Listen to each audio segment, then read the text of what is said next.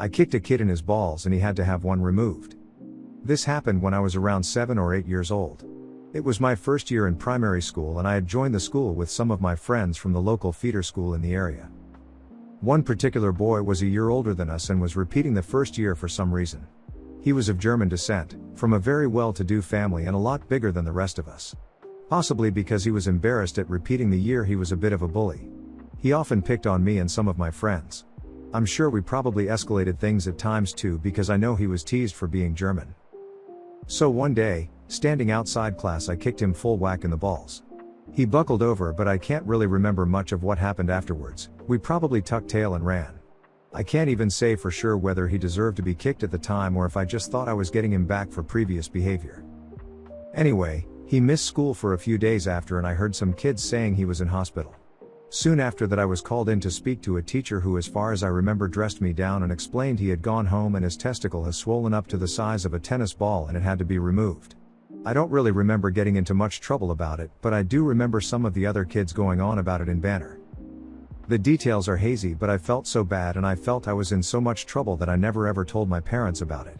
This was made worse as my dad and his dad had gone to school together, only found this out after seeing my dad chatting to his dad at a rugby match that me and the kid were playing one Saturday about a year after.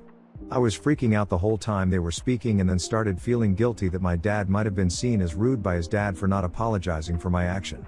It didn't come across that way, as they seemed like old friends catching up, but I felt so guilty. I felt so awful about it. I mean, at the time I didn't realize that it may have an effect on him being able to have children, but I felt like I'd done something so horrible and always expected my family to confront me about it.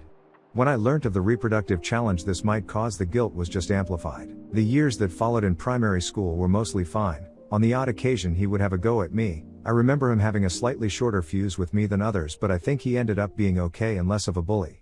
Saying that, he did try drown me in a river at our primary school leavers camp as I'd pissed him off for some reason, but mostly the in-between years went by without incident. I left that school to go to a different high school, so I never maintained contact with him. I saw him once during my teenage years and we chatted for about 5 minutes. I remember it being friendly. I never, ever mentioned it. I hope he was able to have children. I'm sorry, bro. I'm sorry I never said sorry to. NSFW, I snooped through a teacher's phone and found her nudes. This happened about 4 years ago when I was a part of the school newspaper my sophomore year of high school. A little backstory. This teacher was the young hot teacher, so I naturally was crushing on her, like most of the other guys in my school, lol. She was super nice, definitely one of favorites, and we grew into a nice teacher-student friendship. We still keep in contact actually. She's helped me with resumes and college quite a bit. On to the story. One day I was assigned to do an article about our school's culinary program. They had made a big garden so they could have fresh veggies and herbs. I had finished writing the article and was told to go take pictures, but I had no way to take these pictures.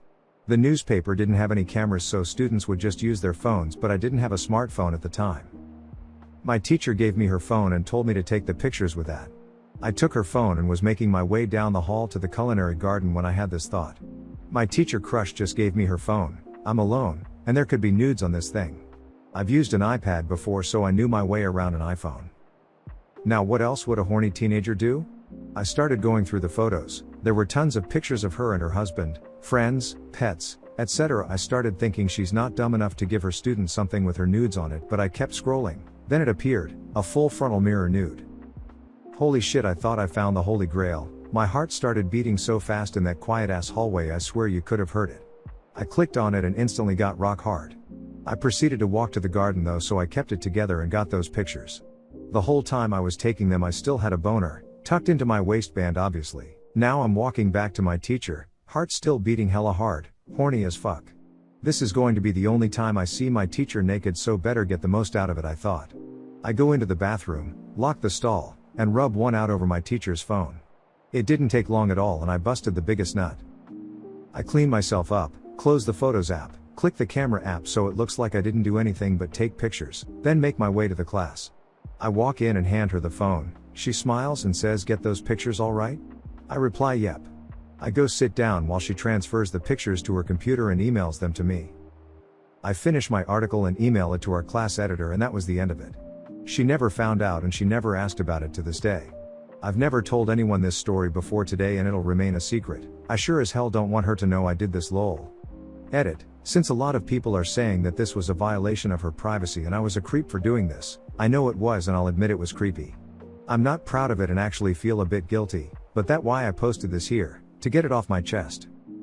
It wasn't a real fleshlight, just a knockoff that looked like a mouth wearing bright red lipstick. He said he bought it as a joke and wasn't actually going to use it. One night we went out to a party. At the end of the night my roommate left with a girl and I went home alone. I was pretty drunk and horny, remembered his knockoff fleshlight, and thought borrowing it would be a great idea. I could use it then clean and return it and he'd have no idea. I grabbed it, lubed it up and went to town. It actually felt quite nice. Shortly after finishing, but before I had a chance to clean things up, I hear the front door opening. Roommate had come home early. I panicked and needed to get rid of the evidence as soon as possible, so I opened the window and threw the sex toy out. It landed in the center of our dorm's quad, grassy area where students sit, play frisbee, etc., and that was that. The next day I went outside to look for it, but it was already gone. Roommate asked me if I'd seen it a few days later, but I just played dumb. Don't think he ever found out what happened because I've never told anyone. I recorded a porno over my aunt's wedding video.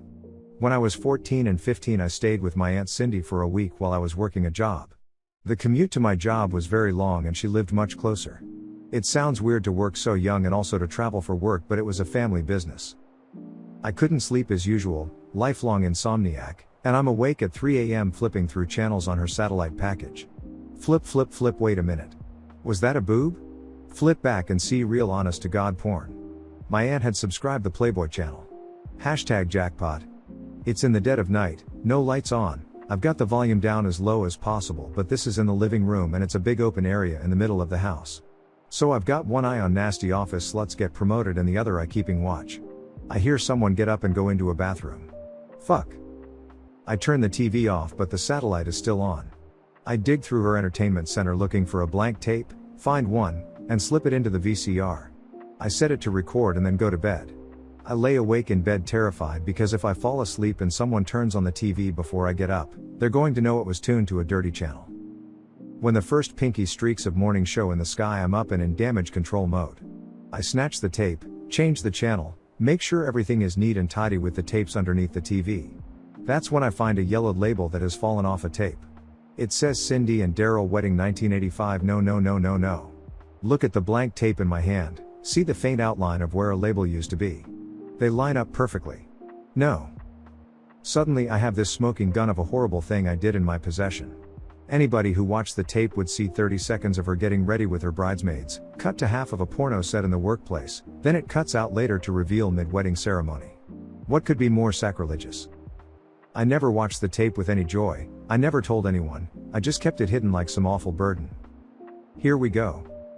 About 13 years ago my 19-year-old self was partying at a friend's house.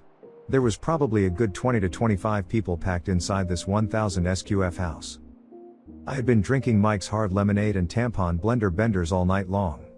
Full disclosure, I have an allergy involving certain alcohols that can cause severe hives, swollen throat, and intense diarrhea. I was 19, and stupid.